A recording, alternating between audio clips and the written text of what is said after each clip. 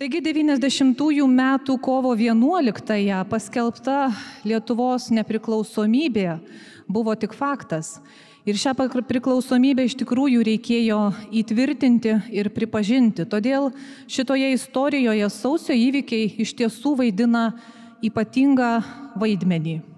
Tai buvo kritinės dienos Lietuvos valstybingumui, besikuriančioms karinėms struktūroms ir visai pilietiniai visuomeniai, kuri tomis dienomis tapo gyvuoju skydu, saugančiu Lietuvos širdį, taip kaip buvo vadinamas Lietuvos parlamentas.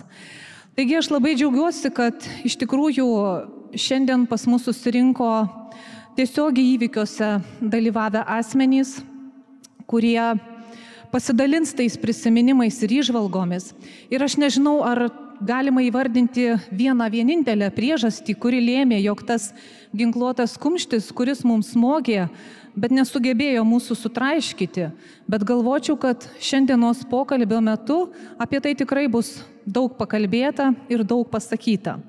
Ir nekantraudama aš norėčiau mūsų pokalbį pradėti turbūt nuo tokių bendresnių klausimų ir aš neatsitiktinai žiūriu į profesorių, politologą Antaną Kulakauską. Profesoriau, jeigu būtų galima įvertinti patį politinį foną, prabėgusio šimtmečio, paskutiniojo dešimtmečio antroji pusė, TSRS Sąjunginės Respublikos. Kaip tarptautinė bendruomenė matė šituos dalykus? Ar tai buvo suvokiama ir traktuojama tiesiog kaip Rusijos vidaus politikos klausimas, ar tam tikri demokratizacijos procesai vykstantys tose sąjunginėse respublikose jau buvo peraugę į šiek tiek kitą lygį, į kitą dimensiją ir tarptautinė bendruomenė juos kažkokiais matais matavo? Klausimas, kurį galima ilgai kalbėti. Visų pirma, kai kalbam apie Sovietų sąjungą, jau šiais laikais, ne tais laikais, iš pačios Maskvos pozicijų, o Sovietų sąjunga jos istoriniai perspektyvoj, tai Lietuva, Latvija ir Estija kaip 3 iš 15 respublikų, vis dėlto jų tarptautinis statusas ir tarptautinės teisės požiūrių statusas buvo kitas. Amerikai, Anglijai ir daugeliu apskritai demokratiškai nusiteikusių vakarų šalių, ypač po to, kai perestroikos laikais Sovietų sąjungos aukščiausioji taryba 89 metų gruodžio mėnesį pripažino vadinamųjų Molotovo-Ribbentrop pakto nutarimų neteisėtumą ir iš to neteisėtumo išplaukė ir visi kiti neteisėtumai. Tai kitaip sakant, Lietuva, Latvija ir Estija 50 metų buvo neteisėtai Sovietų sąjungos aneksuotos šalys. Tai vakarai, svarbiausia, aišku, kaip ir šiais laikais buvo Amerika, taip į ją žiūrėjo.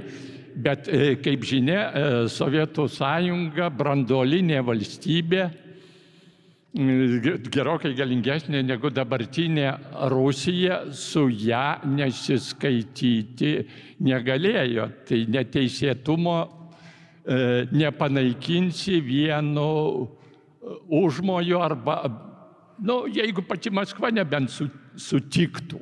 O Maskva ir Gorbačiovas, kurio iniciatyva arba jo aplinkos iniciatyva buvo prasidėjusi perestroika ir nors daug kas ir šiais laikais mano, kad tai buvo žaidimas, aš manau, kad tai nebuvo žaidimas. Tai gal buvo utopija, bet ne žaidimas. Jis rimtai tuo tikėjo, nelabai įsivaizdavo, kuo praktikoje tas turi virsti, bet žiūrėjo į tai rimtai.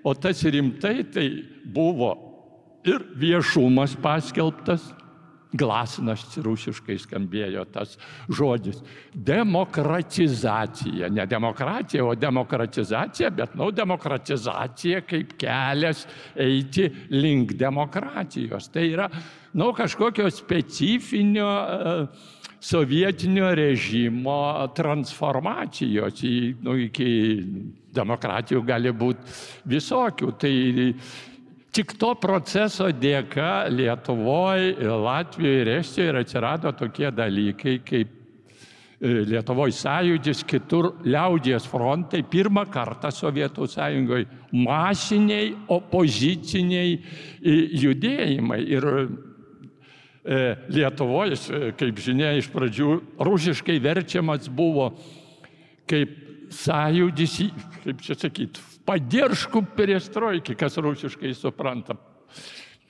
Perestroikos ar persitvarkymo lietuviškas žodis buvo parėmimui, bet aišku, labai greitai jau 88 metų rudenį sąjūdžio suvažiavime kilo jau kalbos apie tai, kad tikslas ne koks nors perestroika Lietuvos, o nepriklausomybės atkūrimas. Tai dar 88 ne, o nuo 89 metų jau jis tapo pagrindiniu strateginiu Lietuvos uždaviniu sąjūdžio, kuris ir tas sąjūdis turėjo absoliučiai masinę žmonių paramą. Ir netgi privertė Lietuvos komunistų partiją su jos vadovų sąjūdžio jau laikais tapusiu Brazausku, kaip čia sakyti, stoti į šitą pusę, stoti turint kitą liniją nei sąjūdis, bet vis dėlto į šitą pusę. Ten jau buvo kova dėl valdžios ir dėl taktikos, bet nebuvo kova dėl strateginių tikslų, bent viešumoje. Tai šita prasme, kai Lietuva skelbė nepriklausomybę, tai problema ir klausimas buvo išrinkus aukščiausiąją tarybą, kurioje triuškinančiai laimėjo Lietuvos sąjūdis. Kada skelbti savo strateginį tikslą. Aš čia tik priminsiu, kas užmiršo. Ir Latvijoje, ir Estijoje buvo svarstymai panašus, kaip žinia, bet Lietuvoje buvo tautinė demografinė padėtis palanki. Lietuvių vis dėlto buvo 80%, tai aišku, ne 100% visi lietuviai buvo už nepriklausomybę, buvo ir Burokevičius su Jarmalavičium. Beje, istorikai, abudu juos pažinojau, anais laikais Jarmalavičius nedirbo dėstytojų valandininkų, toj pačioj katedroje, kur ir aš, ir buvo studentų vadinamas durnium, sovietiniais laikais. Dažniausiai pagal, bet čia jau kitas klausimas, tai buvo kada ir kaip skelbti, ar iškart skelbti nepriklausomybę, ar su kažkokiais tarpiniais etapais. Čia buvo Brazausko Lietuvos žingsnis po žingsnio, kaip sakydavo, stepas po stepo, angliškai. Ir kaip žinia, tą variantą, ne tai, kad stepas po stepo, bet pasirinko ir Latvija ir Estija 90 metų pavasarį, kai jos skelbė. Tarsi skelbė nepriklausomybę, bet neišeinant iš Tarybų sąjungos. Tai toks atrodytų iš pirmo žvilgsnio keistas dalykas, bet tai reiškia, kad mes inicijuojam derybas su Maskva dėl mūsų neteisėto statuso panaikinimo ir atkūrimo teisėtumo. Tai Lietuvos pasirinkimas buvo kitas, skelbti iškart, čia daugelis sumetimų, nežinau kodėl, aš irgi buvau už tai, kad netempti gumos, nes užkulisiuose rengiant būsimą kovo 11, nieks nežinojo, ar bus kovo 11, ar 10, ar 15 aktas esu dalyvavęs. Tai va šitą prasme Lietuva paskelbė nepriklausomybę ir kadangi Maskva, įskaitant ir Gorbačiovą, to nepripažino, 50 metų prabuvot Sovietų sąjungoje, tai nepaisant, kad jūs išprievartavom kažkada prieš nepilnus 50 metų, jau dabar įvykę faktai ir čia jau žaiskit pagal mūsų, kitaip sakant, pagal Maskvos žaidimą. Tai va šituo pagrindu ir vystėsi konfliktas, kuris ir prie sausio 13 privedė. Na, ir Profesoriau, po to aš iš toliau. tikrųjų noriu iš karto reaguoti tai, ką kalbat, ir jūsų kalboje nuskambėjo ir ta sąjūdžio jėga, kuri iš tiesų turbūt kėlė grėsmę ir suvokė ją tai kaip realią jėgą.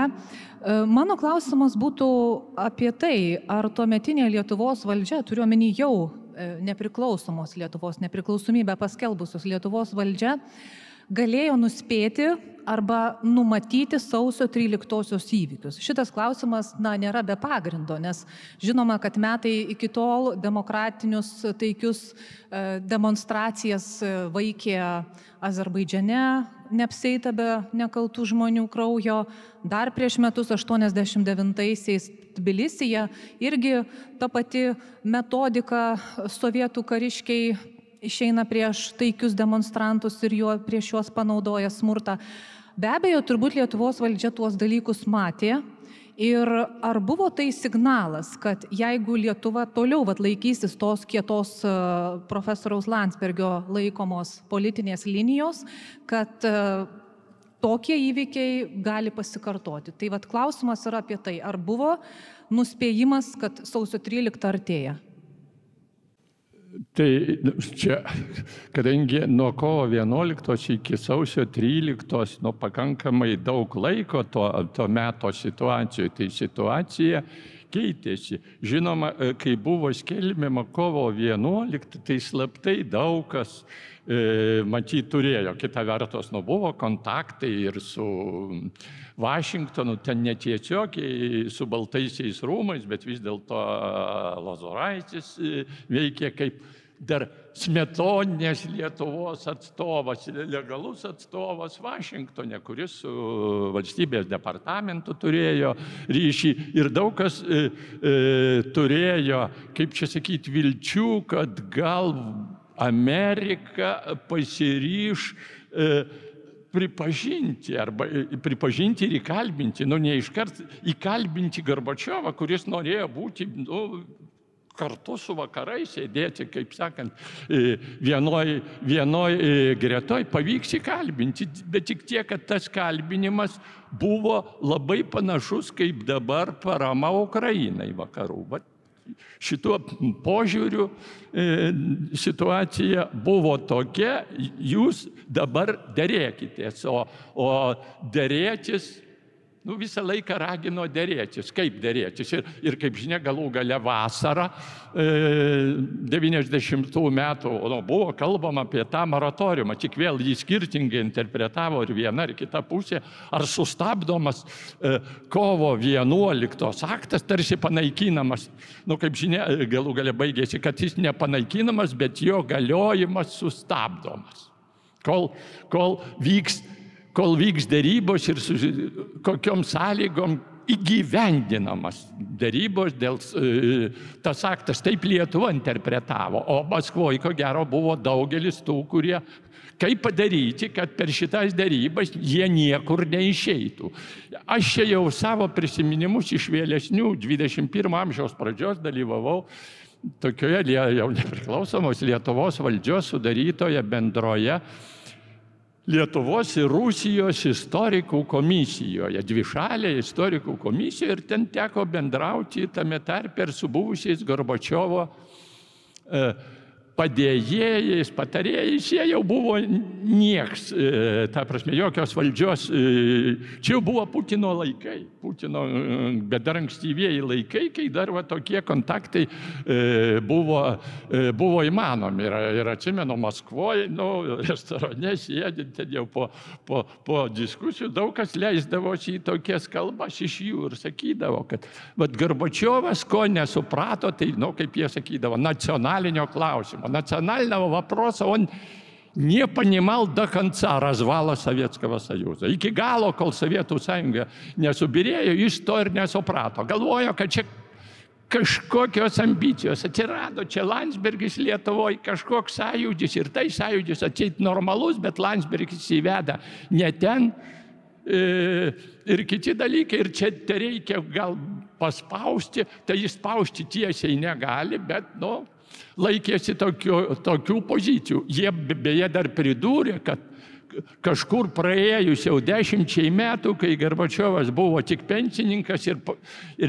paskaitų už milijoninius honorarus skaitytojas vakarų universitetuose ir kitur, jis pripažino, kad jie mačiai tai yra sakęs, aš nežinau, aš nebuvau liudininku, bet jie taip sakė, kad buvo klaida, kad Pabaltijį reikėjo paleisti. Bet atsimenu tą savoką. Pribaltiku надо было отпускать. Ten tada galbūt kitas būtum sulaikę, o mes laikėm Pabaltijį, nieko nepaleidom ir subirėjo visa Sovietų sąjunga, viso 15. Bet akivaizdu, kad 90 metais jis laikėsi tokios pozicijos, kaip žinia, tarsi ir buvo suderėta, buvo jau derybos dėl to po moratoriumo priėmusio. Bet baigiantis 90 metams vis dėlto ir Maskvos blokada ir kiti dalykai, ekonominė blokada, nublogino sąjūdį. Čia dabar atrodo, kad visi labai buvo. Burbėjimas jau tarp žmonių, kad čia mūsų valdžia nesugeba kažko padaryti, trūksta benzino, ne visiems. Tai buvo šioks toks. Atsirado ir Seime, jau sąjūdžio vieningas blokas jau subirėjo, atsirado centristai ir kiti. Tai ne tai, kad jie Maskvos šalininkai, tai natūralūs dalykai politikoje. Bet karo atveju, kai atsiranda, iš esmės kovos, kai atsiranda keli aiškintojai, kaip turi būti toliau, atsirado, kaip čia sakyti, takoskyra ir tarp Landsbergio, ir premjerės Gintarinės Ledi. Lietuva formaliai buvo parlamentinė respublika, Gintarinė Ledi nuvažiavo pas Thatcher, ją priėmė ir jinai manė, kad Gintarinė Ledi gal ir turi toliau vadovauti. O kaip žinia, buvo dar susitarimas gelbėti ekonominę padėtį, paleisti kainas. Paleisti kainas, kai pradėti rinkos ekonomiką, kai ta ekonomika vis tiek viskas valstybės ir nestovi. Tai čia kėlė triukšmą ir tiesą sakant, Maskvoje šitą prognozavo geriau ir jie ko gero operacijas, čia jau tie, kas tyrė tas operacijas ir karinės, ir karinių požiūrių, ir labiausiai tai žinoma KGB, GRU, aš ten jau nežinau, kokias, kurie sukelti nepasitenkinimą, išprovokuoti nepasitenkinimą, konfliktus tarp žmonių. Ir tada įvesti kariuomenę, kuri pareikš, kad čia mes ginam žmonės nuo tarpusavio susipriešinimo. Aš dabar tik noriu atkreipti dėmesį, kad tai, kas buvo Tbilisi, tai, kas buvo Baku, vis dėlto tai ne tas pats, kas Vilniuje, Rygoje ir Taline. Niekur jie tuo metu ten, atskirąją poziciją ir ten žmonių, kurie gal nepriklausomybės norėjo, bet to šalys niekur tada nėjo į nepriklausomybę. Ten Baku apskritai armėnų azerbaidžianiečių konfliktas, nes Baku armėnų buvo labai daug ir ten, žodžiu, daug sudėtingesni ten klausimai.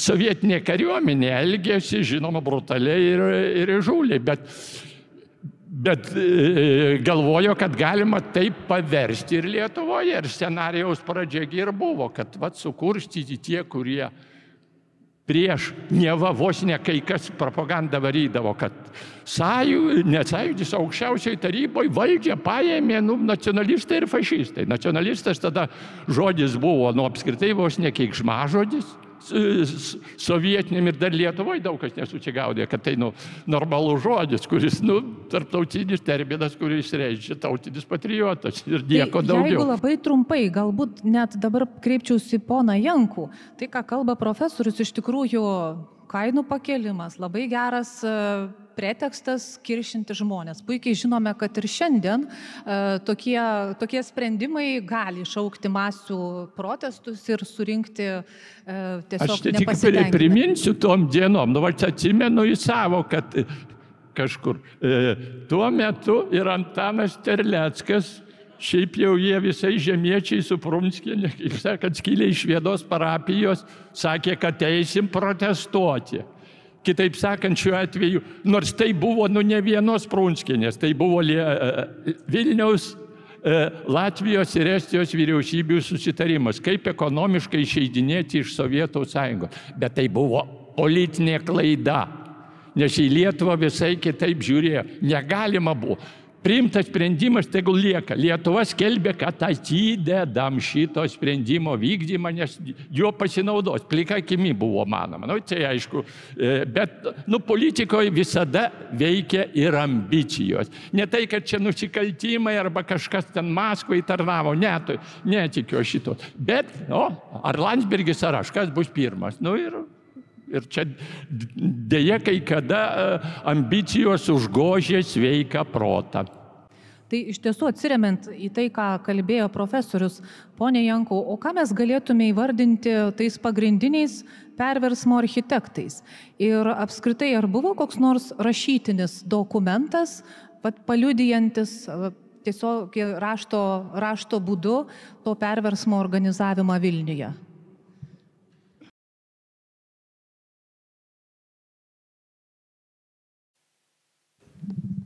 Dabar girdite.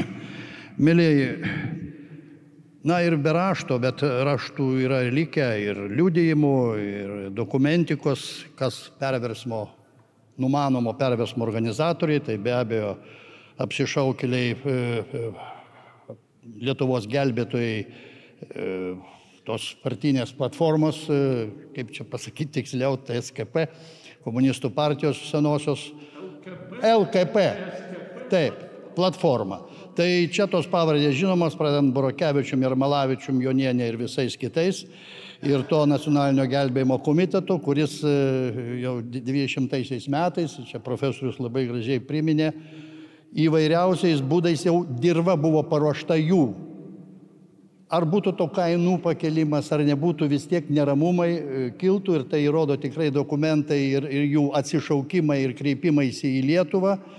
Ir praktiškai pakartojimai yra, kaip jau minėjo gerbimi muziejininkai, jau sausio 9 dieną, tie mėtomi atsišaukimai iš malūnsparnių praktiškai kartojo būtent Burokevičių, kaip mes vadinam, teiginius.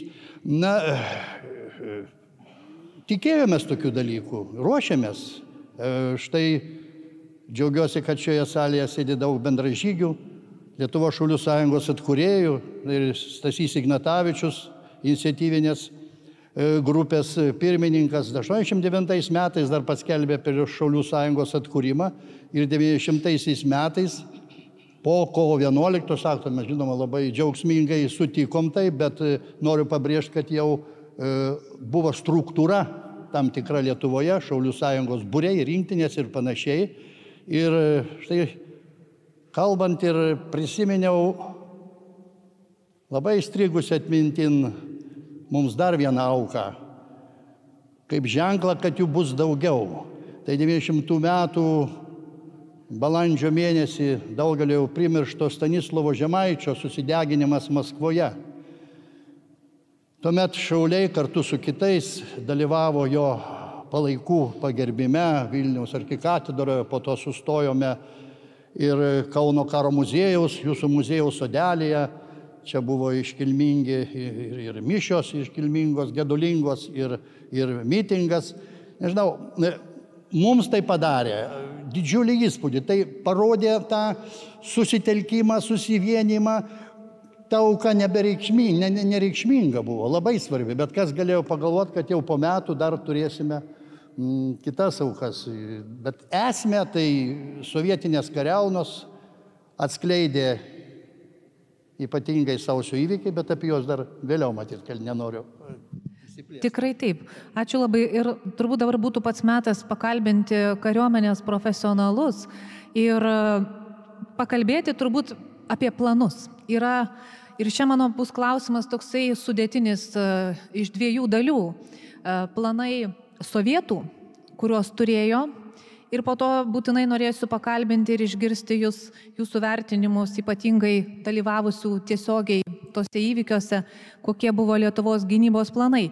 Bet pirmiausia, į jūs kreipiuosi, gerbiamas generolė, ir galbūt net ir visai auditorijai galima pagarsinti, kad šitas renginys iš tikrųjų nutiko tokio vieno pokalbio metu, kai gerbiamas Andriškevičius tiesiog padovanojo savo 22 metais publikuotą knygą Atakos pradžia čia. Mano per trumpos rankos, ačiū labai. Iš karto galiu pareklamuoti, kad gerbiamas generolas yra atvežę šitų knygučių ir jeigu po renginio norėsite jas gauti su autografu, tai neskubėkite išsiskirstyti. Na, šitas anonsas buvo neplanuotas, bet visada būna tokie neplanuoti pasisakymai. Bet grįžtant prie to, ką aš norėjau pasakyti, tai yra labai sudėtingo ir ilgo tyrimo medžiaga.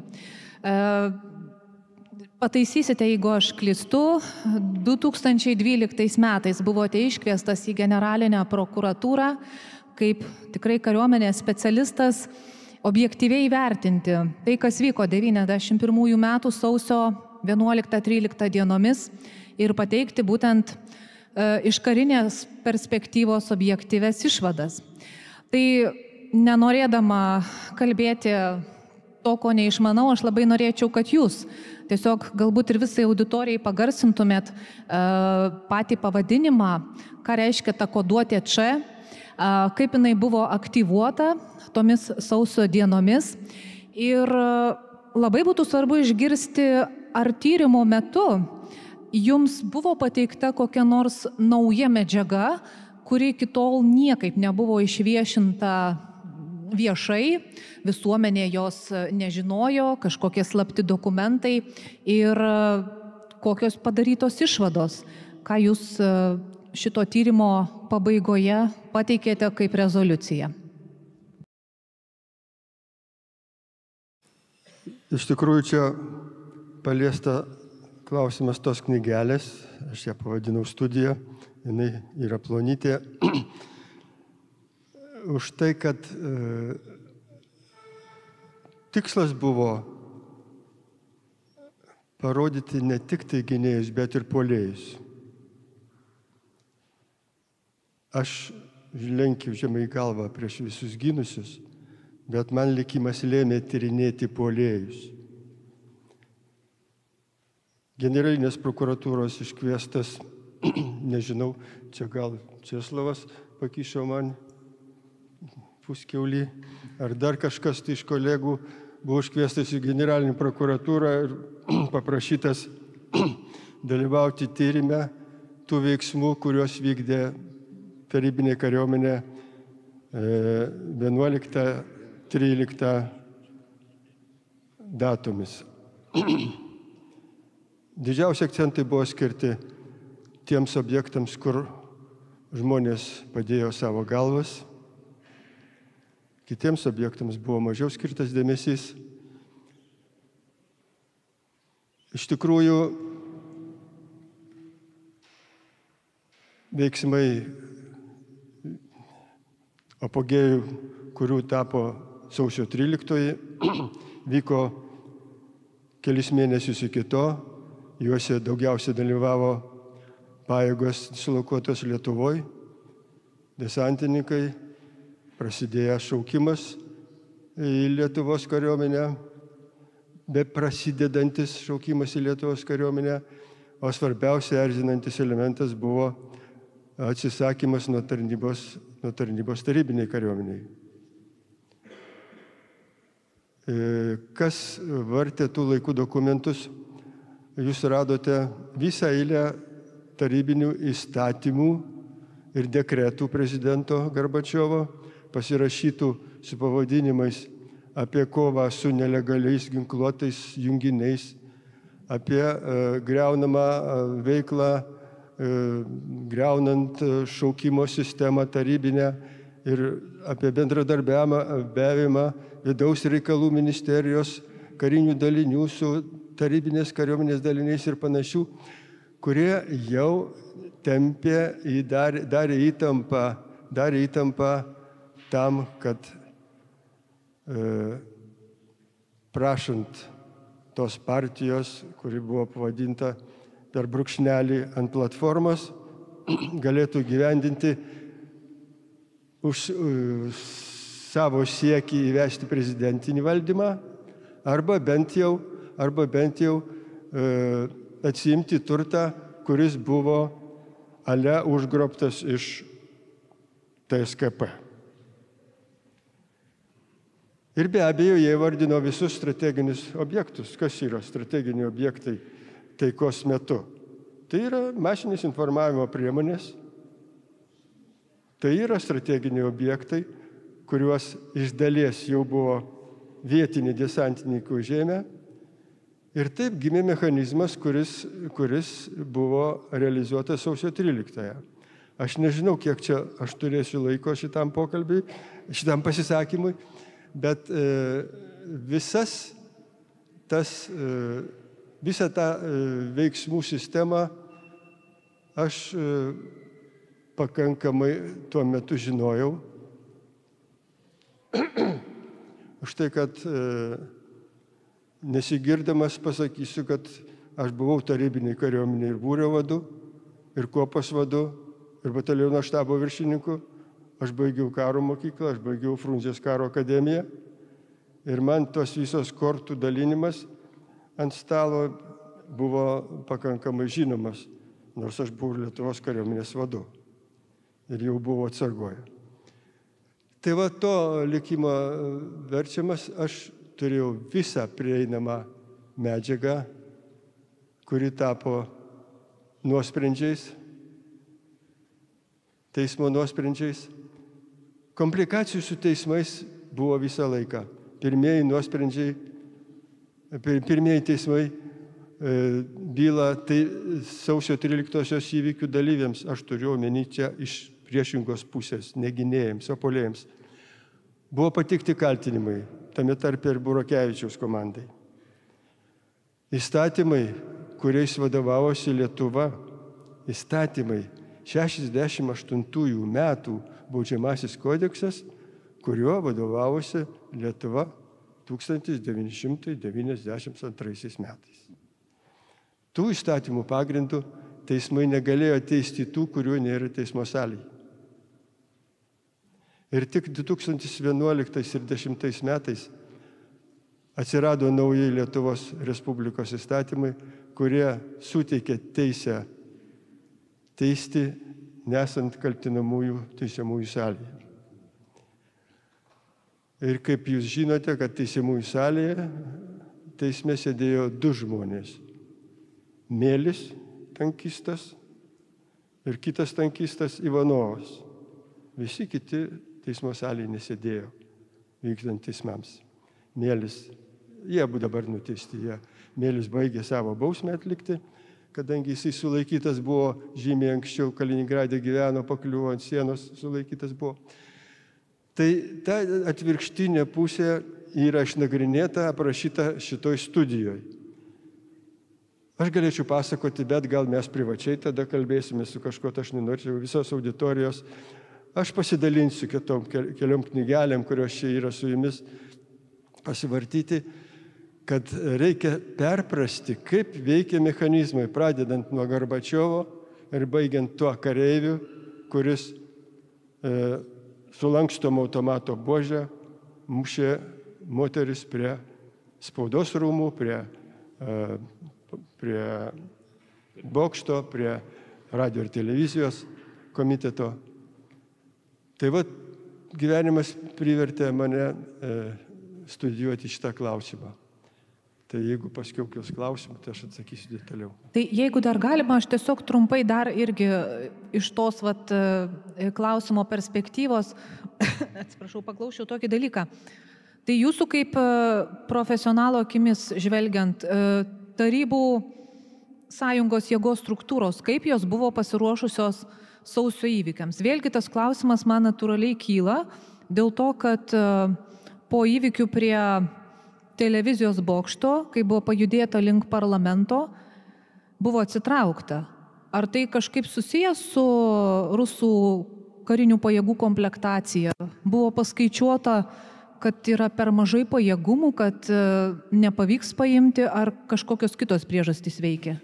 Apie parlamentą klausimą? Taip.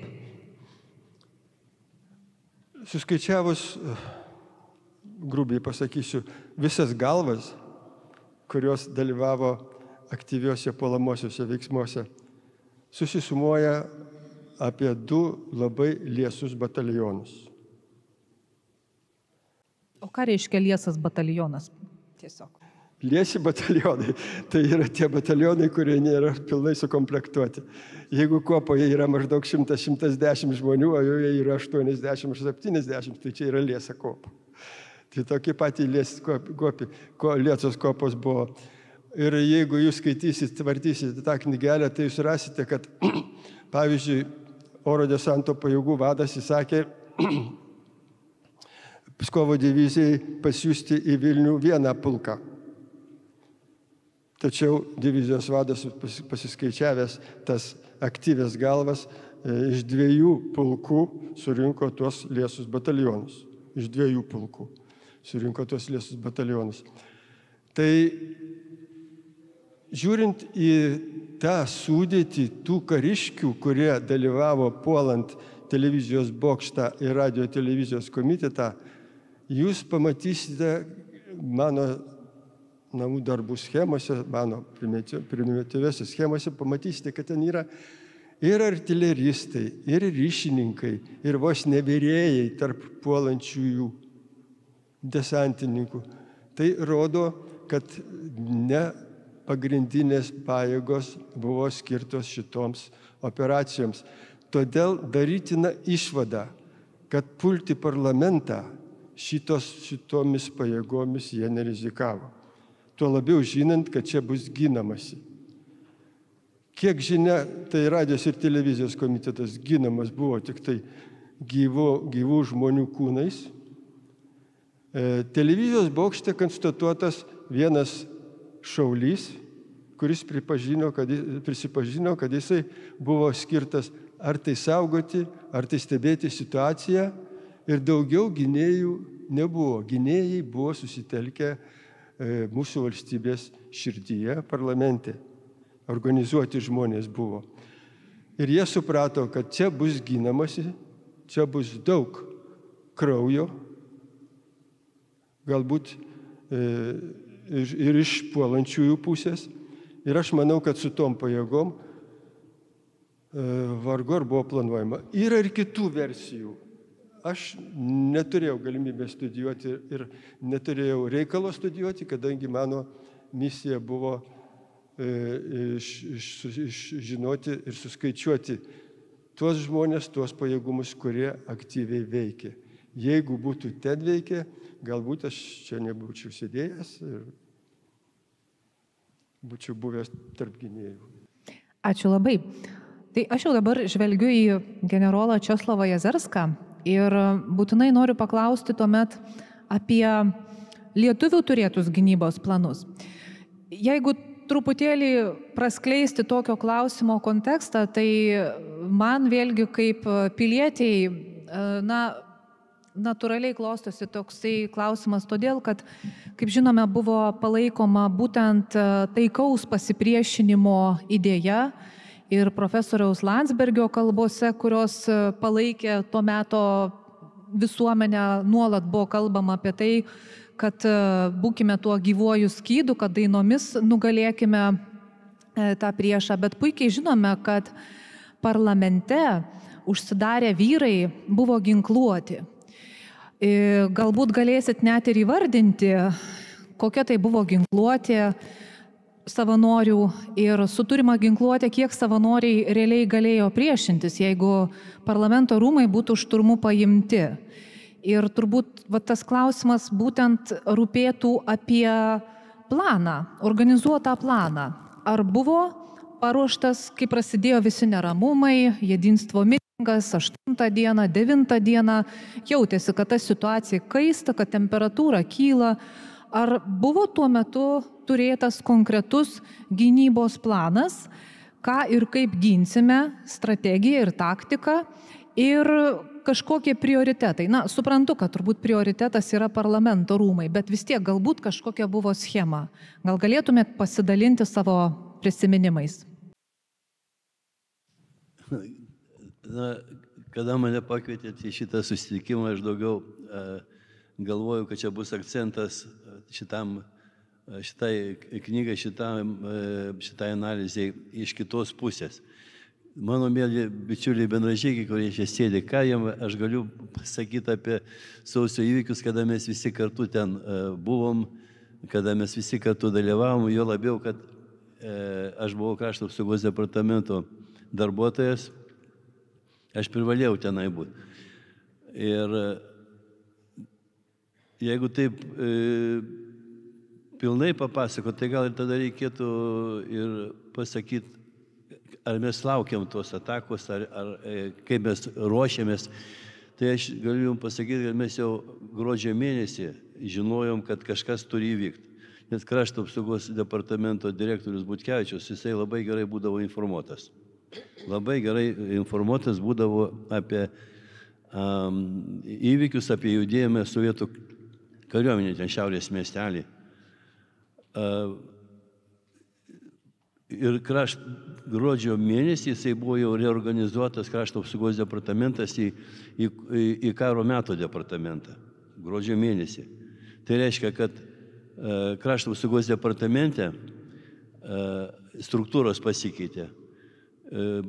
Krašto apsaugos departamento direktorius turėjo 2 pavaduotojus, mane ir Česnulevičių Virginijų, ir štabas atsirado. Ne Seimo gynybos štabas kaip dabar, bet buvo krašto apsaugos departamento gynybos štabas, kuris koordinavo veiksmus ne tik tai Seime, bet Lietuvoje, kas vyko ir vyksta.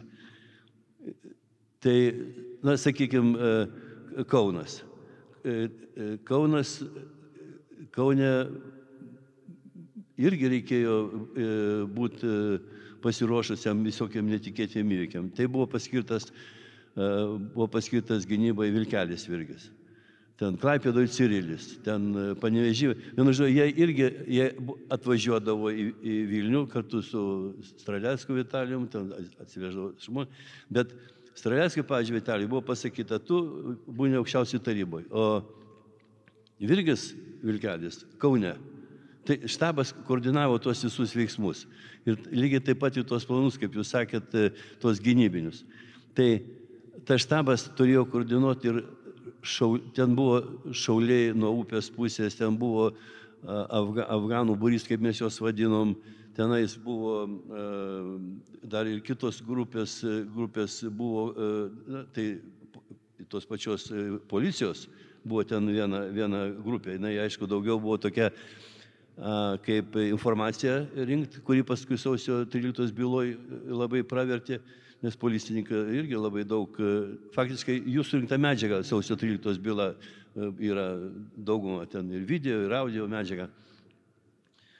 O dėl ko sakau, kad gruodžio mėnesį jau mes kažką tai žinojome tos įvykius, nes 24 dieną mes nusprendėm, kad departamento darbuotojai ten, kurie pasiryžę kad liktų, ir mes likom jau vakare, nuo 24 dienos gruodžio, jau vakarienę, jau mes departamente ten visi, kokius ginklus turėjom, tai buvo ten ir karabinai buvo, ir kulkosvaidis toksai buvo, įžymusis kulkosvaidis, kad vyrai atsimena, ten buvo ant šonų užrašyta mirtis komunistam, bet rusiškai, smert komunistam ant šonų, aš nežinau, tai buvo mūsų atvežė iš Ukrainos, tarp kitko, šitą. Jo.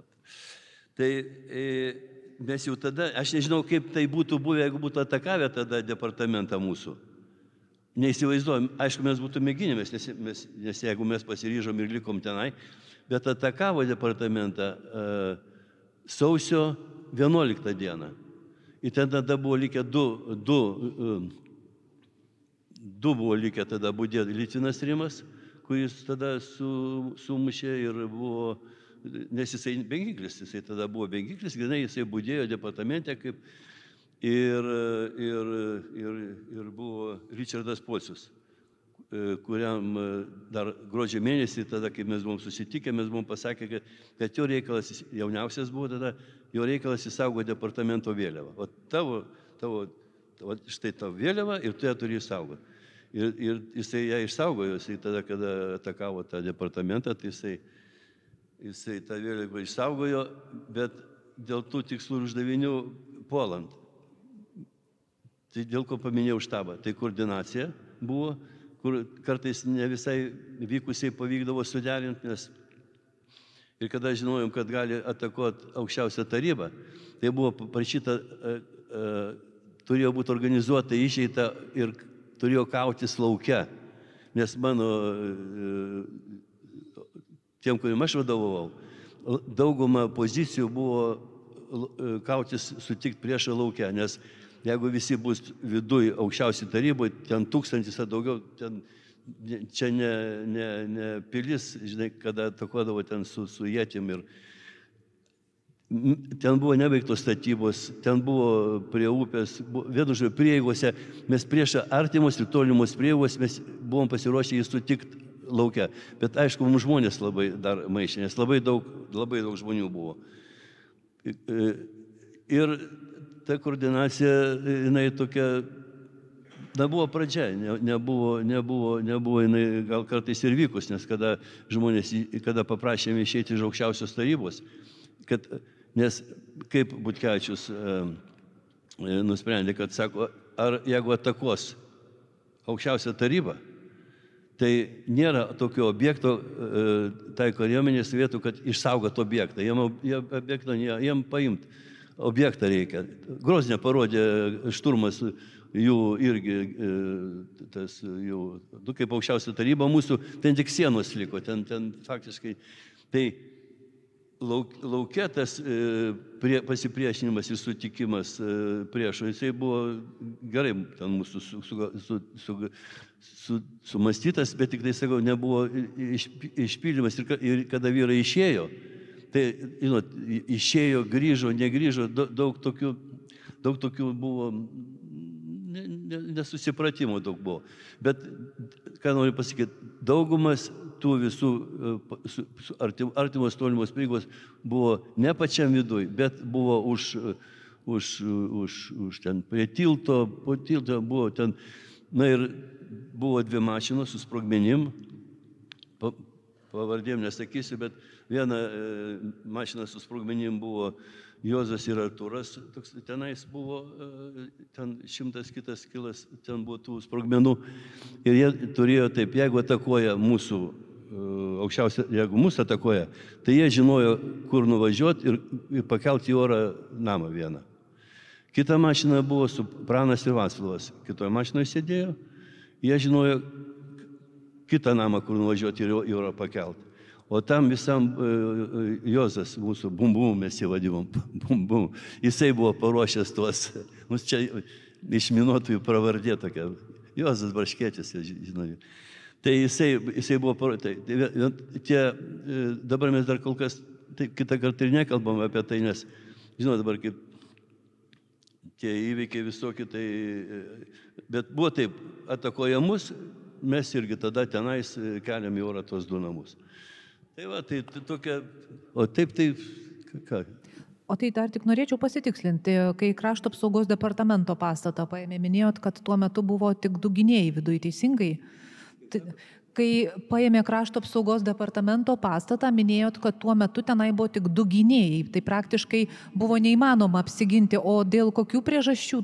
Ne, tai tenais, ten faktiškai negynėjai, ten buvo Rimas Litvinas, kuris pasipriešino, jisai bengiklis, bet jisai neleido jam su automato buože, kaip sakyti, sužeidė ir buvo Ričardas Pocius ir dar buvo ten kiti keli, bet tai grinai tai buvo budėjimas, nes mes visi buvom aukščiausiai taryboje. Ir kada grįžom, vakare dar Vytas Navickas, komisaras dabar, policijos, paskui sakė, kad vakare, kada atėjo, kada ten nieko nebuvo, tai dar rado tik tai įmestą granatą į vieną kambarį, kur viskas buvo išdraskyta tenai. Policininkai paskui jau vakare jie atėjo ten. O mes važiuodami kada mums pasakė, kad jau atakuoja tą mūsų departamentą, tai mes su Butkevičium važiavom palei nerį su mašina ir tą Pocių Ričardą šlapę visą ant kelio sutikom. Jisai ten kaip tik per balkoną iššoko, pabėgo su tą vėliavą. Taip. Tai aš be abejonės tą patį klausimą noriu adresuoti ir gerbiamam Gediminui Jankui. Na, iš tikrųjų, esate pirmasis atkurtos Šaulių sąjungos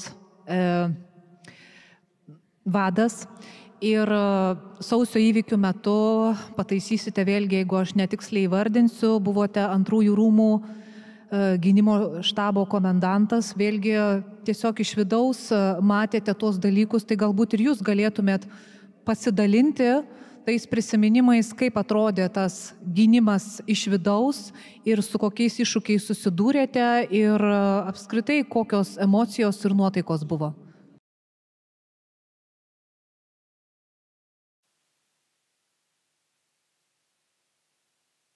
Kaip minėjau, jau organizuota struktūra ir 91 metais jau galima sakydavom šiek tiek pasiruošę, žinoma, kaip civiliokai, kaip mūsų, tai prieisiu, bet jau paminėjo labai taikliai ir tiksliai mūsų generolas, jau 90 metų gruodžio mėnesį departamentas ruošiasi.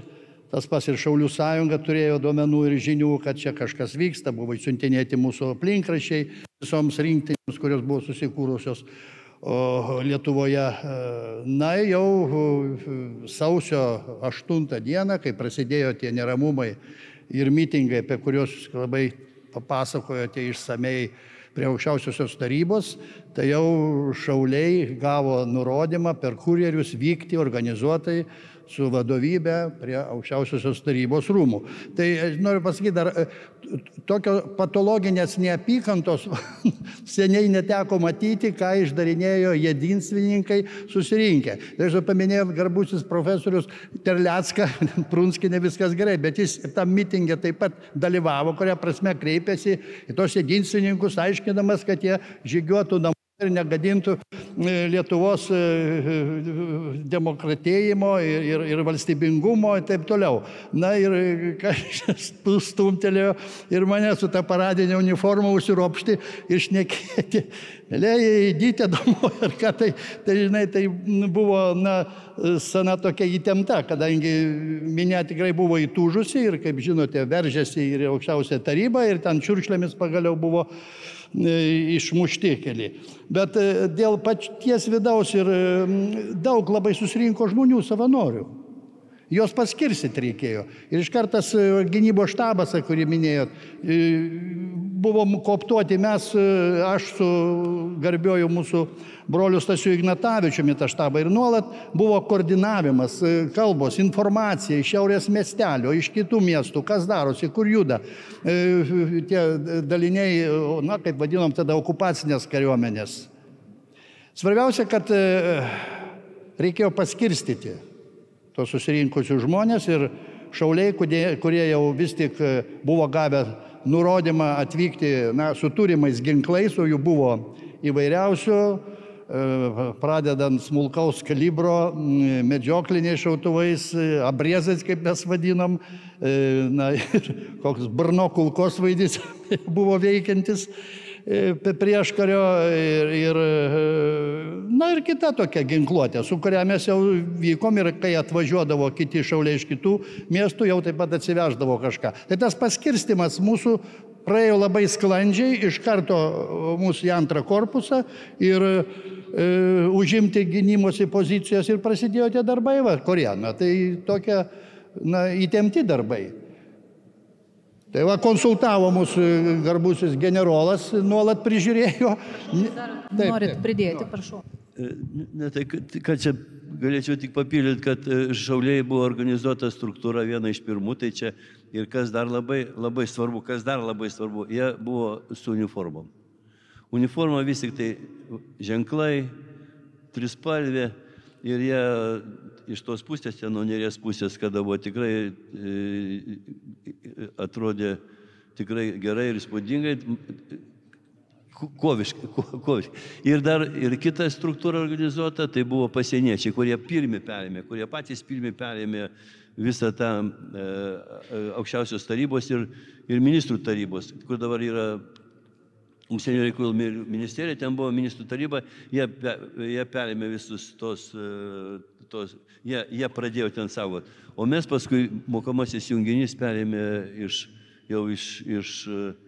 pasieniečių perėmė visus tos objektus, kurie pasieniečiai saugo ir pasieniečiai grįžo atgal į pasienį, nes tada pasieniečiai jau jie turėjo organizuotą gerą struktūrą ir ginkluotą šiek tiek. Ginklai liko pas mus, tie ginklai buvo įvairūs, dabar aš aišku negalėčiau vardyti, bet pradedant nuo tų 5 karabinų, kurios turėjo trumpai, labai trumpai. Krašto apsaugos departamento numeris 1 įsakymas, numeris 1, balandžio 25 dieną, buvo įkurti karinį techninį klubą. Dabar karinį techninį sporto klubą, dabar įsakymas numeris 1. Mes po tą priedangą, kaip paminėjau labai gerai, kad tie visokie dekretai, įsakymai apie neformalės ginkluotas formuotės. Tai už tai Gintaras Pukas, buvęs miesto tarybos pirmininkas, advokatas. Jisai pasiūlė, sako, įkurkim karinį techninį klubą, karinį techninį ir sporto klubą, po tą priedangą, sako, galėsit kurti kovinės formuotės ir jos galės ginkluotis ir uniformą turėti. Ir mes tada pasiūvom juodas uniformas ir pirmi 5 karabinai buvo nupirkti tam, bet tas karinis techninis klubas buvo prie departamento. Kad nieks nesakytų, kad kovinės formuotės departamentas kuria. Ir čia prie nežinomo kareivio, kada buvo pirma ta priesaika, juodom uniformų. Tai va, dar vyrai kaip tik čia daugų matau sėdi, kurie čia priesaiką tą priėmė. Ir pirmas saliutavom nežinom kareiviui, tėviniai, tai su tais tie 5 karabinai čia ir buvo tada. Tai kam labui panaudoti? Saliutavomės jiem. Tai aš tik tai norėjau pasakyti, kad pavyzdys buvo tada šauliai, nes jie pirmi, paskui pasieniečiai, mokomasis junginys, aišku, tas apsaugos tarnybos ir buvo ir policija, jinai irgi daug tada labai mums padėjo. Taip, turbūt Šaulių sąjungos vertybinė orientacija nekelia abejonių. Organizacija atsigūrė 89 metų rudenį, dar oficialiai iki valstybės nepriklausomybės paskelbimo ir turbūt toji Gorbačiovo telegrama 10 dienos, kuri buvo labai ultimatyvaus pobūdžio, vėlgi turbūt šį kartą nesuveikė taip, kaip suveikė 40 metais, kad priimti tą ultimatumą. Tai iš tiesų čia turbūt Šaulių veiksnys šitų įvykių sūkuryje yra tikrai ypatingai svarbus ir kaip jūs kalbat, pati uniforma irgi turbūt buvo didelis įpareigojimas ir didelis tokios savosios vertės pajautimas.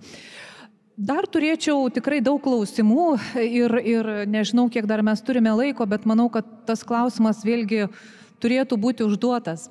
Ir čia tikrai nedresuosiu kažkam konkrečiai, bet puikiai žinome, kaip tokių įvykių metu, kokį vaidmenį vaidina kolaboravimas, ar ne?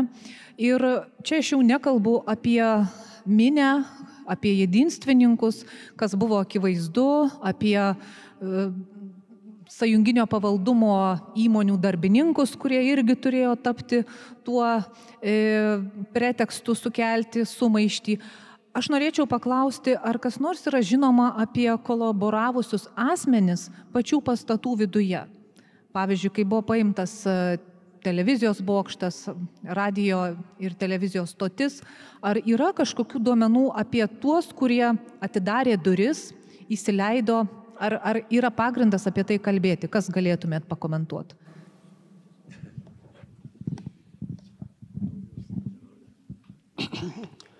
Kolaboravimas buvo ruošiamas seniai valstybės saugumo planuose. Tas normalu. Nebejokit, kad kolaboravimas su mūsų priešų užnugaryje esančiais žmonėm vykdomas ir dabar iš mūsų pusės. Žvalgyba vadinasi. Jūsgi žinot, kad mūsų šnipai užsienyje vadinami žvalgais, jų žvalgai pas mus vadinami irgi šnipais. Tai kolaboravimas yra viena iš tų dabar jau vadinamų daugialypių funkcijų, kurias mes vadinam hibridiniais, kaip Krymo pavyzdys, kaip rytų Ukrainos pavyzdys, dabar mes jau turim dėja šitos pavyzdžius. Tie visi referendumai dabar Moldovai, tai ką tas daro? Tai daro ta penktoji kolona, kuri, aišku, yra skatinama iš abiejų pusių. Sakykim taip, kai aš pasakiau, kad mūsų žvalgai yra pas juos šnipai ir atvirkščiai. Tai kolaboravimas akivaizdžiai sausio įvykiuose egzistavo. Gal aš dabar prisiminsiu tik tai keletą dokumentų.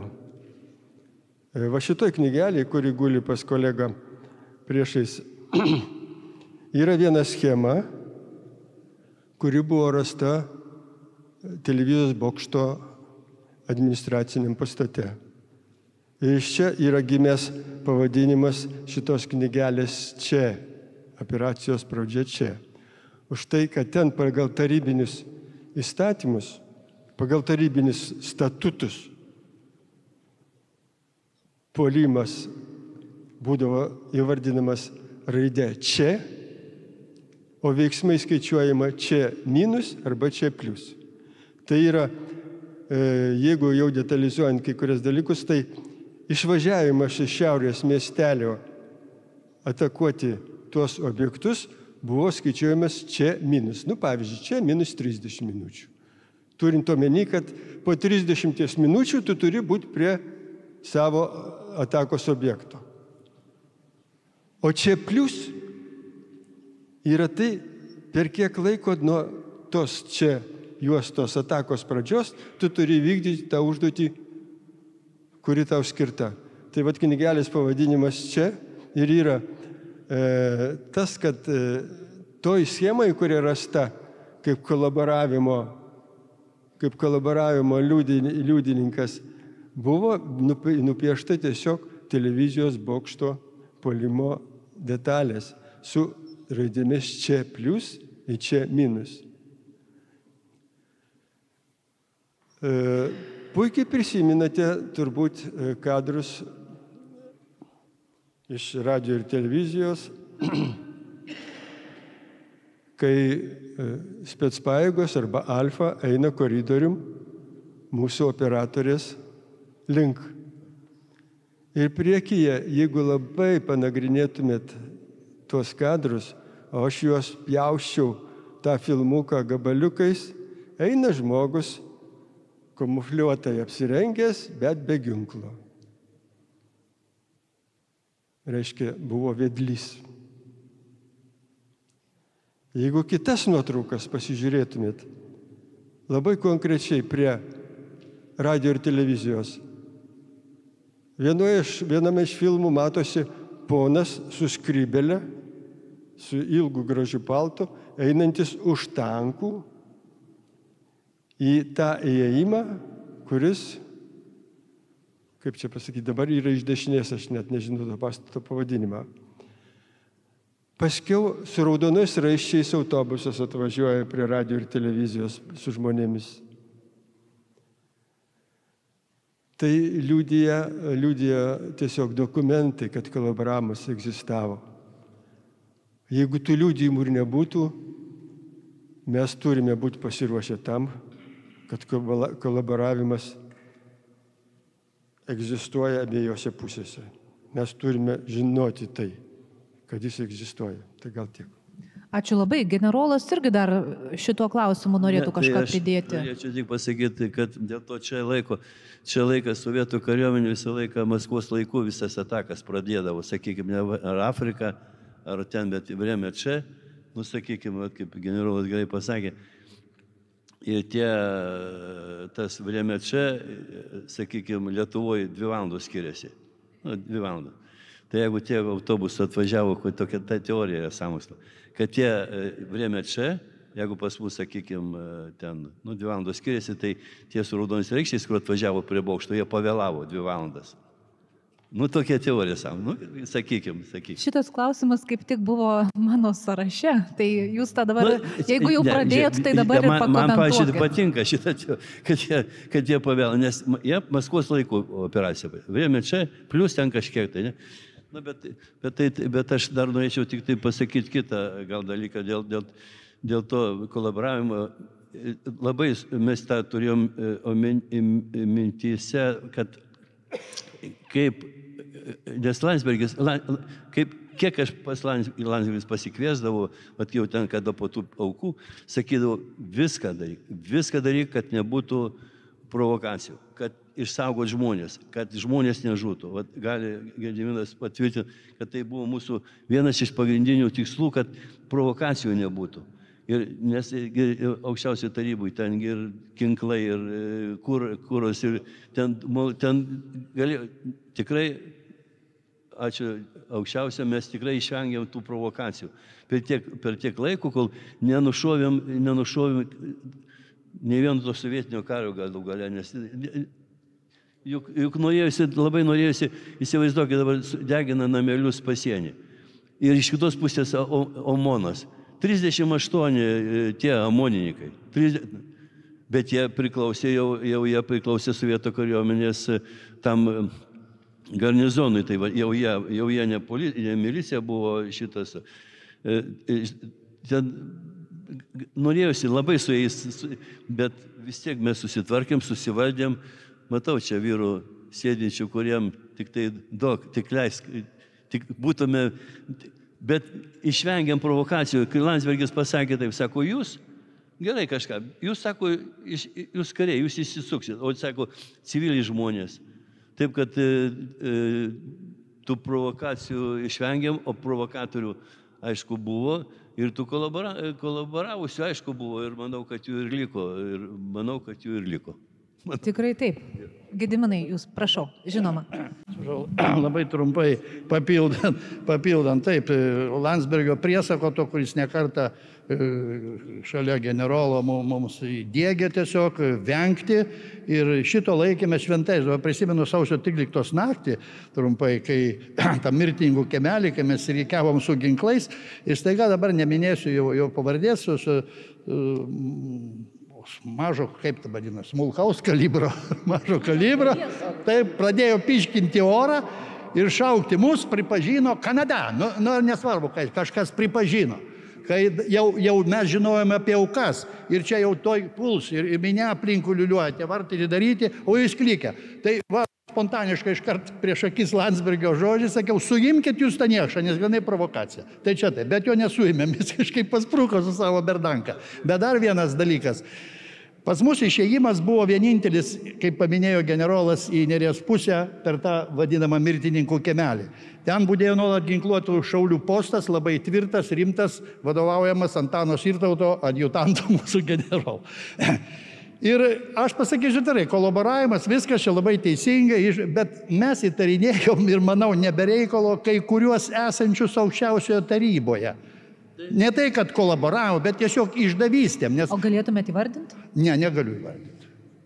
Vien dėl to, kad jie jau iškeliavę amžinybėn. Bet tie žmonės, remdamiesi savo statusu, nuolat pirmyn atgal, apeina, apžiūri, pasiskaičiuoja, kur čia yra, o ką jūs čia dabar darysite? Nu, deputatas, kaip sakant, visa kita. O ką tik prieš kelias dienas rėkė ir skundė garbiajam Landsbergiui, kad šitie gynėjai ginkluoti, čia suprantama, mus reikalauja, vos čia kažką užima kabinetus, lauk jos. Bet po sausio 13 aukų tai pritylo ir šitie. Bet nuolat lakstydavo. Ir kai buvo jau sudrausminti ir neleisdavo, tai vėl buvau paskustas. Ir turėjau aiškintis, kodėl net. Paskui padarėm sistemą su gynybos štabu, jūsų dėka generolė, kad keli parašai būtų, priežastis. Nes bet toks elgesys tiesiog kelia pagrįstą įtarimą. Ir buvom nebereikalo tas įtarimas kėlė. Ir dar užmirštam rezervistus, kurie buvo, ir KGB agentus, ir pačių deputatų tarpe. Tai jų minėti nenoriu, nors jie ir gyvi. Tikrai taip. Prašau. Norėčiau pasakyti irgi prie to pačio, kad dėl, kaip sako, ten bokšte rado tos kažkokius brėžinius, kada po pučio mes perėmėm KGB pastatą, mokomasis junginys tada ten, kaip sako. Ir kada iš vadovybės apsaugos ten dokumentų radom, tai radom sąrašus su pavardėm, ką mes veikėm, ką mes darėm, KGB rūmose ten apie mus. Aš, aišku, labai garbingo antro vietoj, Pubutkevičius buvau man. Bet buvo sąrašas surašyti kauniečiai, Vilniečiai, Klaipėdiečiai, Šauliai, visi buvo tavo atskirai, jūs ten buvot su... Tuos sąrašus mes radom, nespėti sudeginti, kiti buvo, kiti nespėti sunaikinti, bet radom tokių, taip. Tai reiškia, kažkas tai ten labai tiksliai perdavė kažkas. Taip. Na, man atrodo, dar jeigu galima trumpai, nes prie tos kolaboravimo temos labai tinkantis toks papildymas būtų, tiksliau klausimas apie tai, kad niekas taip stipriai neveikia priešo kaip viešas kalbėjimas ir viešas jo rodymas. Tai vėlgi būtų galbūt bendrai klausimas visiems, kas galėtumėt pakomentuoti apie medijų darbą tomis sausio dienomis. Na, žinau puikiai, kad garsus istorikas Erikas Senas šitų įvykių pasiekmėje po to parašo savo knygą Gorbačiovo nesėkmė Lietuvoje. Tai akivaizdu, kad mass media priemonių tikrai tuo metu Lietuvoje, ypatingai turbūt labiausia Vilniuje būta. Tai kaip galėtume vertinti šitą situaciją? Ar žiniasklaida, jos veikimas, tų kadrų su smurtavimu prieš nekaltus žmonės rodymas ir transliavimas, ar tai veikė rusų kažkokias emocijas, ar jie visiškai į tai nereagavo? Koks buvo tas santykis su informacijos sklaida, informacijos viešinimu pasaulio apie tai, kas vyksta čia? Profesoriau, gal jūs galėtumėt? Šiaip aš pradėčiau nuo bendresnio dalyko. Vis dėlto kraujas sausio 13 naktį padarė pačią didžiausią įtaką daugumai žmonių. Dalis žmonių, apskritai bet gerai, kad nieko nereiktų daryti, tą už nepriklausomybę, aš turiu omeny. Ir kad čia, kaip nors bus, kaip nors susitars, ir šičia mūsų tarsi ir neliečia. Ir čia tų žmonių galėjo būti ir toj, kaip čia sakyti, kurie į Lietuvos nepriklausomybę žiūrėjo skeptiškai. Visų pirma, rusų pusėje atvažiavusių, kurie niekaip nebuvo integruoti į Lietuvą. Tai daugelį, kaip čia sakyti, asmeniškai padorių žmonių tuometiniai situacijoje pralietas kraujas padarė vis dėlto tokį įspūdį, kad veikti tų bandžiusių nuversti teisėtą Lietuvos valdžią liko gerokai mažiau. Ir net, kaip sakyti, tie ginčiai dėl kelio į nepriklausomybę, gal susitarkim, gal dar kas po šito nuėjo, nežinau, beveik visi užtilo, nes kraujas užlipdė daugam lūpas. Aš kitaip sakant, pavyzdžiui, vaikščioju sausio 12 ten iki pietų aplink aukščiausią tarybą ir paskui sausio 13 sekmadienį, buvau eilinis vaikščiotojas ir tiek aplink atmosferą ir nuostatai minios vaikščiojusios žiauriai pasikeitė. Tokio solidarumo tarpusavyje nebuvo. Su bet kuriuo sutiktų galėjai išnekėtis. Čia pasidarė visai kaip tokių įvykių. Įvyko perversmas daugelio arba daugumo žmonių galvose. Aš čia jau pradėsiu dabar tarsi pasigirti, vaikščiodamas aplink tą aukščiausiąją tarybą, man kilo mintis, kad reikia kažką daryti biškį daugiau negu vaikščioti. Ir kilo, kad reikia tokios visuotinės žmonių apklausos, kurioje kiekvienas pareikštų, kad mes kas už Lietuvos nepriklausomybę. Čia rinkimai buvo, paskelbė, kitaip sakant, aukščiausia taryba, bet tarptautinė praktika, vakarų tarptautinė praktika, kad nepriklausomybės skelbiamos reikalingi referendumai. Tai tiesą sakant, aš tose diskusijose prieš kovo 11 buvau, kad anksčiau ar vėliau reikalingas referendumas, bet kaip žinia, tuo metu buvo iškeltas Gorbačiovo ir nutarta, kad nereikia daryti.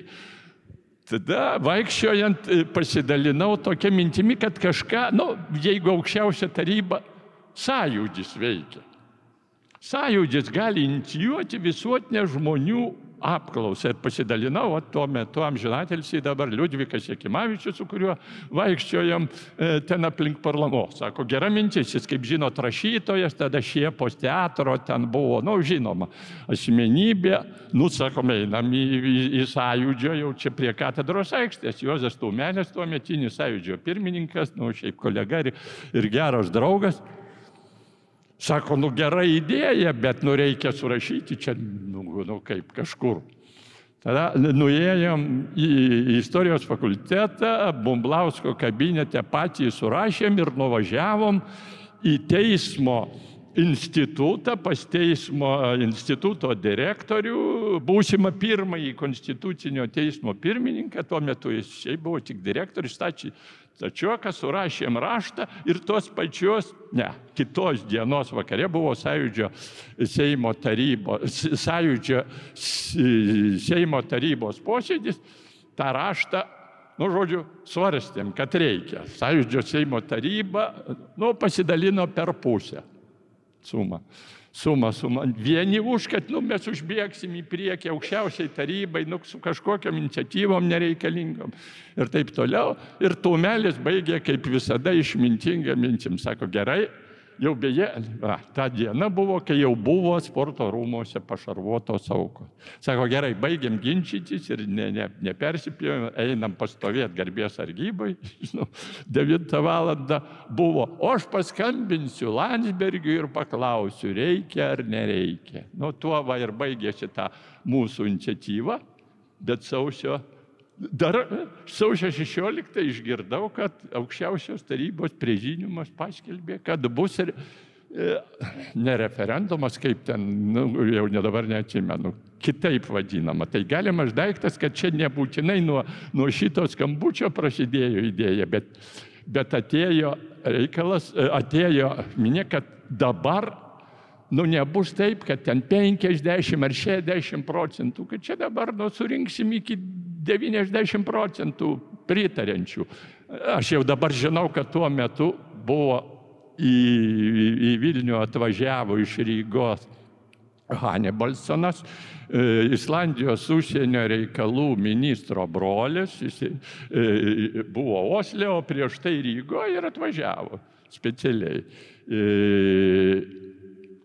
Ir galimas daiktas su juo buvo kalbėta.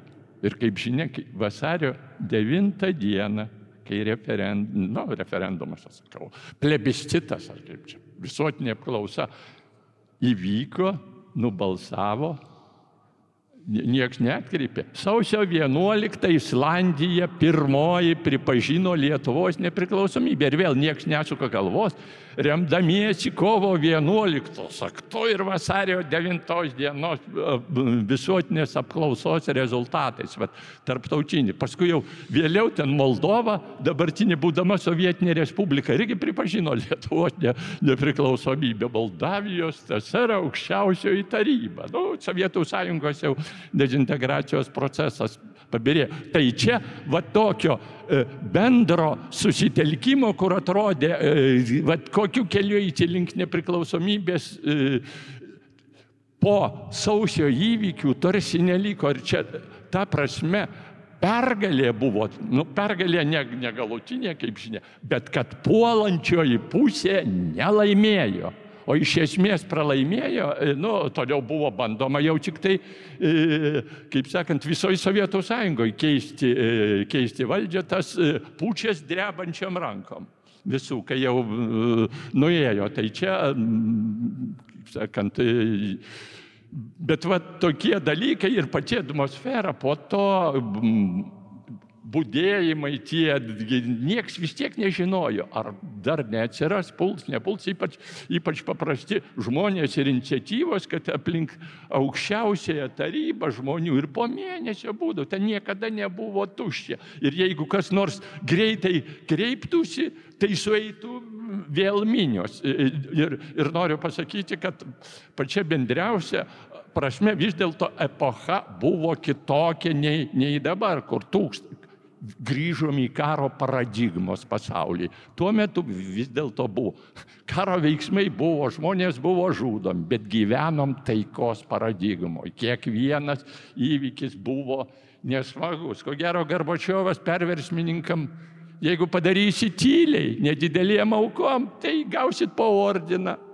O jeigu nepavyks, reikės didelio kraujo praliejimo, tai aš jūs galiu ir pasodinti. Aš įtariu, toks mąstymas to meto situacijoje buvo. Tai šitokiam mąstyme žmonių susitelkimas, kaip niekur, davė patį didžiausią efektą. Taip.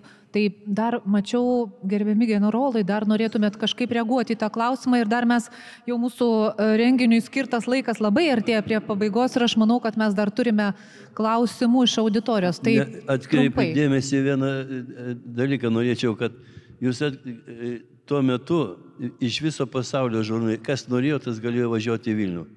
Japonija, Italija, Prancūzija, visi žurnalistai buvo. Tai kada kalbėjau su Viliu Kavaliausku, jis Eltui tada dirbo, žurnalistas yra.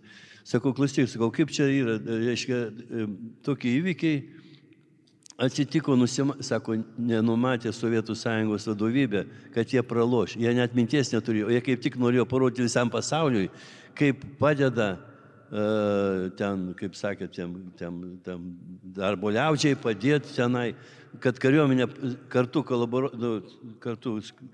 Tai, nes tada buvo žurnalistų, taip nebūna paprastai. Reiškia, jie visai net minties neturėjo, kad praloš. Ir kada, tai aš tik tai tą noriu. O tarp kitko, Moldavija, tai 90 metais, po porą mėnesių, 90 metais, gegužės mėnesį pripažino Lietuvą. Prašau. Aš truputį grįžtu vėl prie anos pusės. Aš tikiu, kad čia visi esate skaitę oro desanto pajėgų statutus. Oro desanto pajėgų statute antroji daly batalionas Kuopa yra cėla pastraipa tokia, kad pirmiausia yra užgrobiami masinio informavimo priemonės. Tai yra, čia man kolegai sako paštas, anksčiau buvo paštas, iš kuris arkliais praneždavo, paštas, telegrafas, televizijos bokštas, radio televizija. Tai kalba apie svarbą žmonių informavimo ir žmonių supratimą. Ir prie šitų žmonių informavimo ir supratimo prieš pučą visi turbūt atsiminat, kas per viziją. Atsiminat, kas per viziją.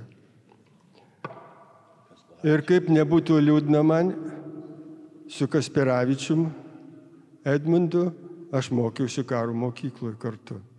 Jis buvo kiek vyresnis už mane, tai kas per vizijos veteranas, reiškia. Tai buvo, jis rašo apie sausio įvykius, tarp kitko, labai pagiežingai. Yra knyga Kasperavičius, išleista Lietuvoje, lietuvių kalba. Labai pagiežingai apie sausio įvykius rašo. Ir jis neslėpdamas rašo, kad jis yra profesionalus propagandistas, dirbęs Afganistane. Ir kai jis dirbo Lietuvoje, tai jis jau buvo turėjęs praktiką, kaip įtakoti žmonių sampratas, kaip įtakoti žmonių supratimus.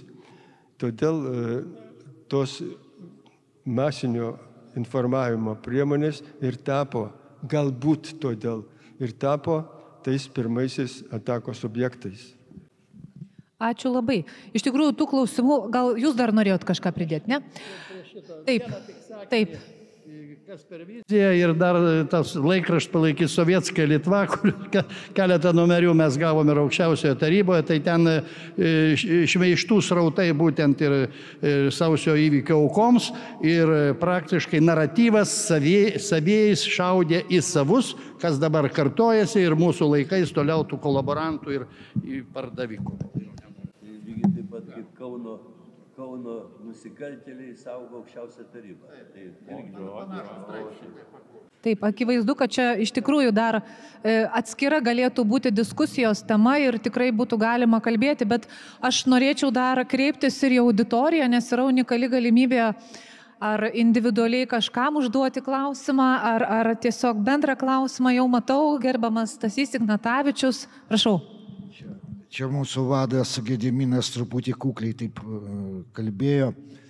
Noriu prisiminti taip tik 90 metų gruodžio mėnesį, kadangi žinote, kad Šaulių sąjunga jau buvo struktūra ir turėjo savo net žvalgybos skyrių, tai 90 metų berods yra dokumentai išlikę 15 dieną jau Šaulių sąjungos vadas Gediminas buvo išleidęs įsakymą, įvedė Šaulių sąjungai nepaprastąją padėtį. Gediminai atsimenė, kadangi mes gavom daug žinių apie rusakalbių ruošiamus provokacijas iš Vilniaus ir taip tik va yra Kęstutis Sutkus iš Tauragės rajono, nes ten per Nemuną jau Rusinas. Ir dar norėjau priminti, kad be aukščiausios tarybos rūmų gynybos Šauliam buvo patikėta ginti ir Gedimino pilį, kur mes turėjom savo pajėgas ir gana gerai ginkluotas, nes ten gynybinė pozicija buvo labai gera, kai galėjom į priešą šaudyti iš viršaus. Tik tai tiek čia mano prisiminimai. Ačiū labai. Ar dar būtų klausimų iš salės? Prašau, čia kažkaip mes. Į vieną klausimą nežinau, ar apie tą tokį, baisiausią scenarijų, kuris galėjo įvykti, apie tai, kad, politinė valdžia turbūt nežinau, Saudargas, egzilinė vyriausybė, visi kiti reikalai, o gynėjai tuo atveju, jeigu, būtų šturmas įvykęs parlamentas paimtas, aukščiausioji taryba išsklaidyta, ką gynėjai tie, kurie nebūtų sunaikinti, galbūt kažkas, nežinau, turbūt teisiamas ir panašiai. Ar gynėjai buvo kažkokį numatę planą, ką darytų tuo atveju, jeigu vis tik sovietai būtų šturmavę parlamentą ir ką jūs būtumėt, nežinau, partizanavimas, dar kiti dalykai? Ačiū labai. Ačiū už klausimą. Kadangi turbūt nenuskambėjo konkretus asmuo, kam atsakyti, gal kas galėtumėt atsakyti? Mikrofoną. Jeigu pultų planas, taip?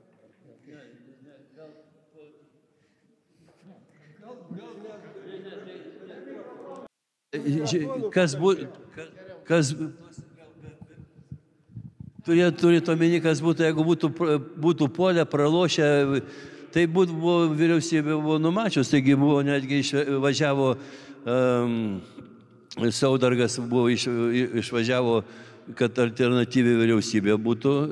Mes buvom pasiruošę, klasikinis variantas, turėjom netgi savo slapyvadžių, žinojom, kur susitikti. Jeigu mus išblaškytų, turėjom kiekvienas numatę savo vietas. Žinau, kad šauliai turėjo, tikrai irgi turėjo savo atsarginiai planai. Bet tai vėlgi mes būtum grįžę tos 45 metus į miškus. Dabar buvo tokį, mes pagal tas senas tradicijas būtume, kas faktiškai dabar rodo, kad viskas dabar kitoks karas, kitokį, bet buvo numatyta, vyriausybė buvo,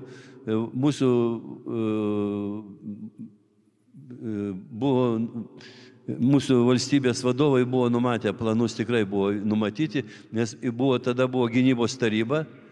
Aukščiausioje taryboje buvo aukščiausias buvo komendantas Motieka buvo, tai mes su juo viską derėm, su Motieka buvo komendantas. Buvo gynybos taryba, į kurią ėjo Butkevičius mūsų kaip direktorius, paskui kaip ministras, jisai grįždavas, mums pasakydavo, ką jie ten nusprendė ir tada mes pagal tai jau planuodavom, kur kaip ir ką, bet buvo tas toksai atsitraukimas buvo ten. Aš noriu pridurti, aukščiausios tarybos, sakot, išvaikymas. Aukščiausioji taryba Sovietų sąjungos įstatymų tuometinių požiūrių buvo legalus organas. Gorbačiovas nekvestionavo, kad aukščiausia taryba, tai partizanai susirinkę iš miško, užgrobė valdžią Lietuvoje, žmonių išrinktas pagal Lietuvos TSR įstatymus, kurie neprieštaravo tuometiniams tarybiniams įstatymams. Gorbačiovas nereikalavo išvaikyti aukščiausios tarybos.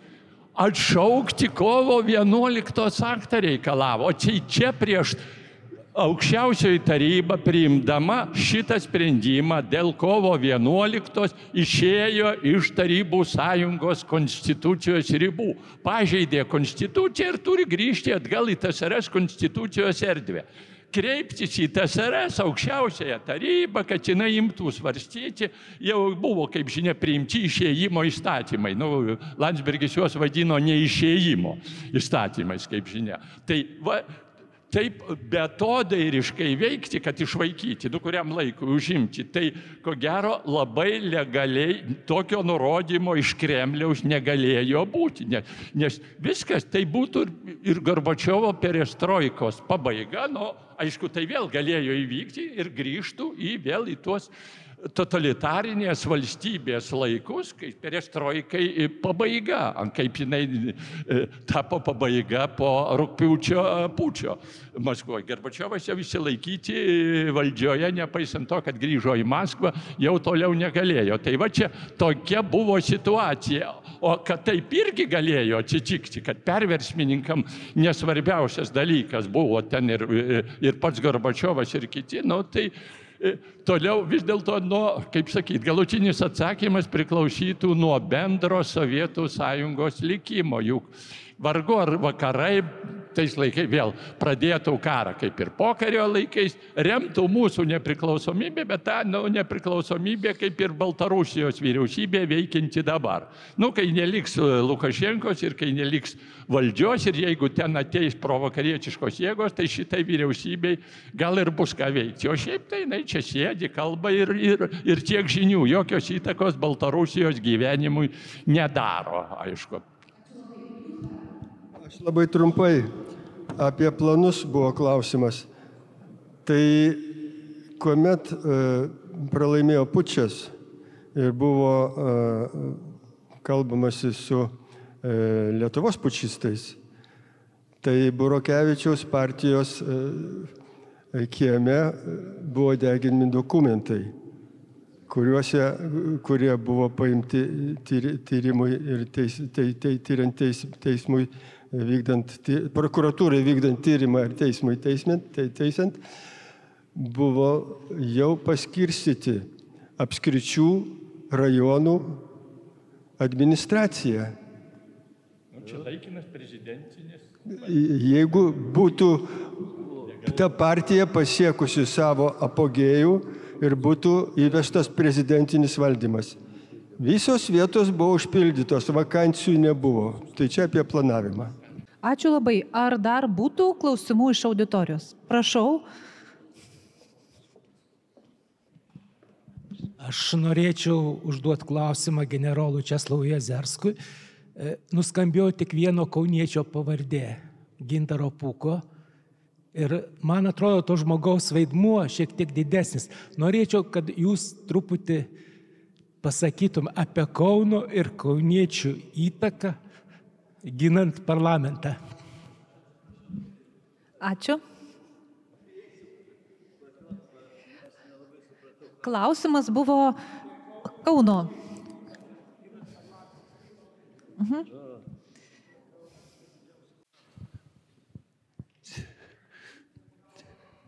Tai apie Kauną Taigi viskas prasidėjo čia mūsų karinių struktūrų formavimas ir kūrimas po tą priedangą karinio techninio klubo, tai čia Kaune ir prasidėjo.